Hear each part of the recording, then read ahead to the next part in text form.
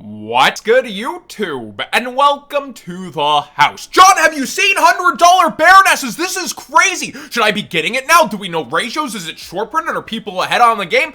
Look, I know I sound like a broken record with this, but then I think, yes, there's new people to the channel wondering in all the time. There's people returning to the game who don't know how TCGplayer system has changed, so let's go over it. There's pre-sale all over this screen. What this means is that there's only a short list of pre-approved sellers allowed to sell during this range that are reliable, yet they're not really wanting to undercut each other by a lot because actual sales are happening here and a fool and their money will soon be parted. We watched this with the Megatons, people spending $120, $130 plus on crossout designator, and I was telling you, I think by week 2 it's gonna be $72 around there, and hopium, I wish it was around $50. Well, it actually has been around $60 for a little bit from the competition ramping up, and other cards all over the place in the Megatons. We'll get into that in a bit, but with pre-sales, you wait for the big boys. I'm incentivized to tell you to use my TCGplayer link in the description down below, costing you nothing extra. Support the channel directly for the cards you'd already be buying. So no, it's also, again,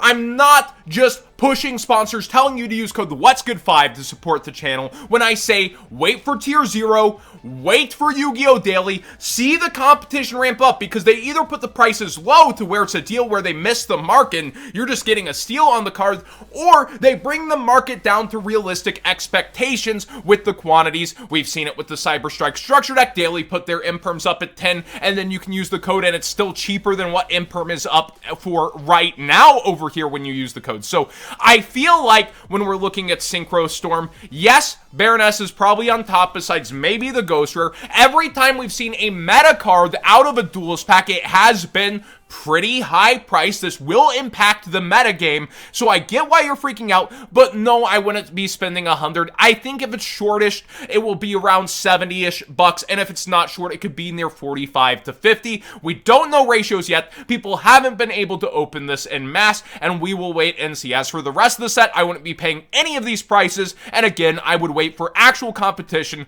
rather than people barely undercutting each other by pennies and $1. Just wait for it. Now, looking at the 10s, we're about here in week 2, and things are a little different than I thought. I thought Talents would be 32, it's 40. That's a pretty big jump from what I thought, but it does not have an unlimited edition. We're still waiting for Wave 2 to bring competition. That should be dropping. I know in the EU it's early November. Let me know if you know when the US is, and I'll tap some of my US pals and see if we know when Wave 2 is getting here. I think it's early November as well for the US.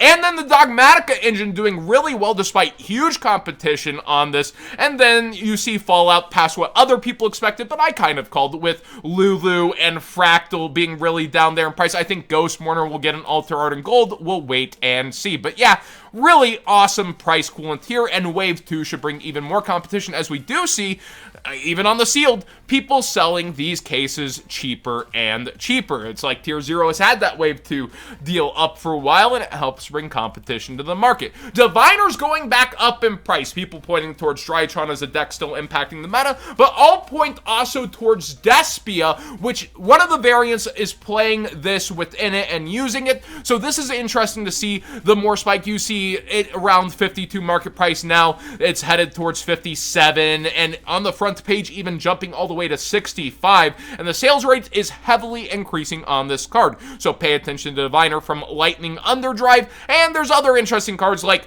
Rudy Rose, Raggan Raggy. This card has been pretty heavily speculated on for Sword Soul, so people have been going for this as well. And then you have the Live 10 Link 4, but the competition has definitely ramped up in terms of quantities on this card. So the Live Twin kind of fallout on the market is definitely something to watch as we actually get the Link 4. Most people that wanted these cards have prepared with them. But then you have the Starlight Link 4 also incentivizing people to fully max hollow out their Live Twins even more. I've heard, oh, my wallet's gonna hurt so much. I just imagine the meme, yes, Konami, go ahead and take it. Sometimes I'm like that too, though, understandably. Adamancipator Friends Secret Rare is starting to get bought out. The Joke card from Rise of the Duelist, yet Rise is one of the top 10 sets of all time, arguably, probably top 20. I know people try to argue it as the #1 set of all time lately. We'll see as history plays out. It's a very good set no matter what you argue. But yeah, even this is starting to go up solid rocks, brother. $5 to $6 for this, huh? For the secret. And it did get a reprint as Ultra. So many weird things happening on the market. Legendary Dragon decks sealed have been up here for some time. But what I am seeing is with Battle of Chaos, a ton of Dark Magician and Blue Eye support has been getting bought out. And the quantities are going even lower. And the price is going higher on our fusion buddy here.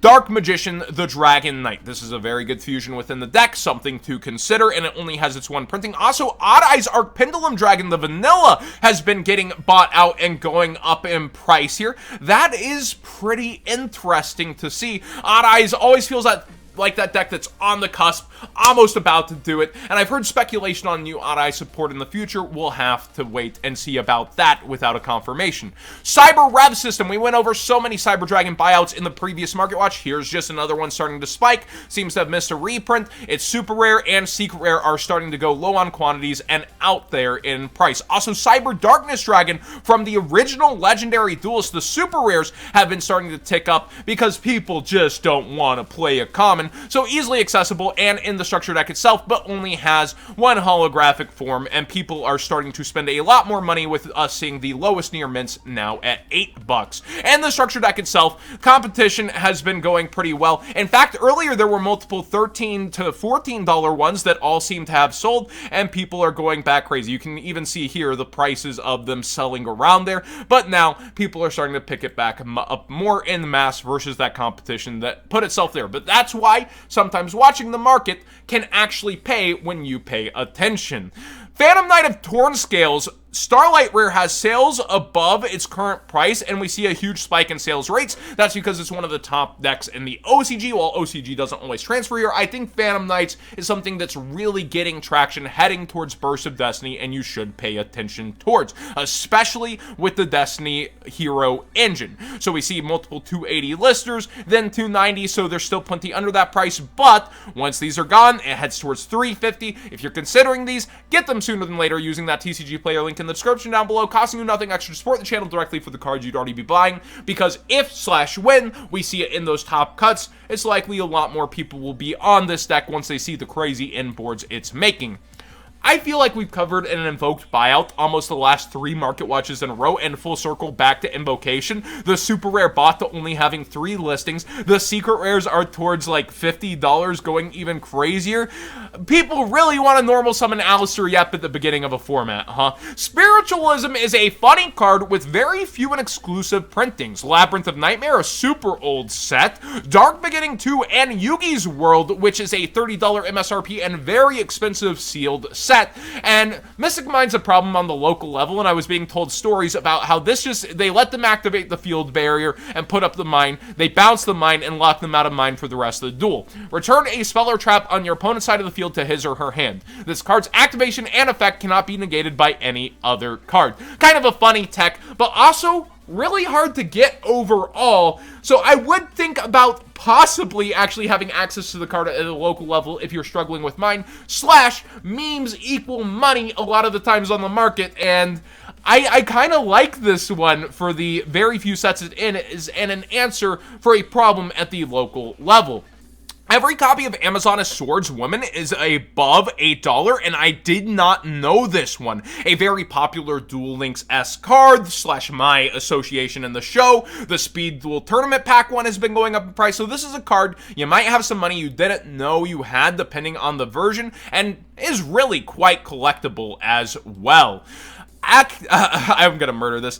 Ascator Dawnwalker, as well as Sutff, have been getting a lot of attention on the market, and I think people are misquoting what it would be used for. It's mainly for that Stardust engine, as we got in Dawn of Majesty. People are using it to synchro summon up through that. That's the main attention on this. It only comes out in Legendary Duelist Immortal Destiny. A lot less people are paying attention to Sutff, and mainly going for Ascator for the levels. And on the final note Plano. You guys know I love merch. Hypeland put its drop up and actually did something amazing I wouldn't expect for this brand. They put everything as pre-sales because they saw so much traction. They were like, we want everybody to be able to get a chance. So I don't know how long pre-sales will be up, but all of their merch, awesome things. I've been crying for this for the community for a long time, right? For the USA to get some cool stuff like the OCG, giant 6-foot rugs, pillows that actually went out originally, and amazing hoodies that kind of throw back to the original merch slash updated feels on that with like the Kaiba shirt. I'm a big tie-dye fan, obviously, with this Hunter x Hunter shirt. And then they also have normal options if you're not so into that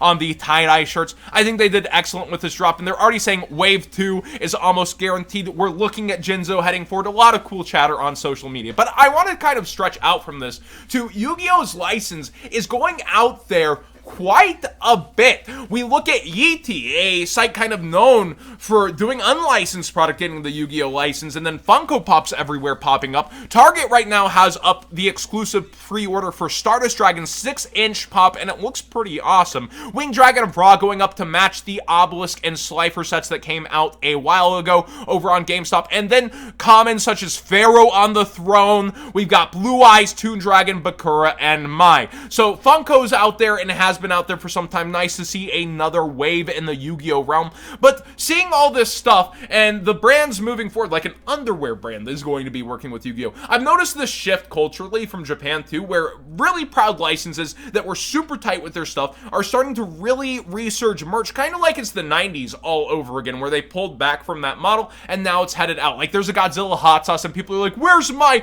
video game or new movie and that stuff? Dude, enjoy the freaking hot sauce and coffee from Godzilla. But Godzilla is very infamous for being so tight with its license, and it's awesome to see all this Yu-Gi-Oh merch. I look forward to hopefully seeing some more GX, which got skipped in the Funko Pops, 5Ds, spin-off things, but also DM era sells. That's why it's getting a lot of this stuff, and I'm super excited to see what else comes out of it, because like the Kaiba Corp store, I'll actually pull that up for you guys real quick. If you didn't know, kaibacorp.com for the OCG, it's just bangers. They even like did something with a mascot logo that's so freaking cute. But they have like these shirts, these giant kind of cards, all these new designs coming out, and I've really enjoyed watching the unique items like special variants of the Kotobukiya on here. And it's like from the outside looking in, when are we gonna get something like that? Well, now it's actually happening. So give it some love, and we'll continue to see this kind of traction and the work from Konami, because they did work with Konami directly, as they said on Twitter, and this reach out into actually seeing awesome stuff for Yu-Gi-Oh! Around us. Thanks for watching today's Market Watch. Please subscribe if you haven't already. Give this video a thumbs up if you enjoyed the conversation. What do you think about TCGplayer's pre-sale system? I am just not a fan at all. It seems like a joke. They need to find a better balance of allowing more pre-sellers for competition so that I'm not just parroting, oh, go over here, go over there, look at these pre-sales, wait for that. I would love to stop sounding like a broken record, but one of the #1 jobs here is to inform you all. Subscribe if you haven't already. Give this video a thumbs up if you enjoyed the conversation. And yeah, it feels really good lately. Just the path I'm on towards everything in life, not to get too personal, but I also feel like I'm halfway through a lot of my super long-term goals, and there's still such a long road ahead. Like Robbie says, the ride never ends.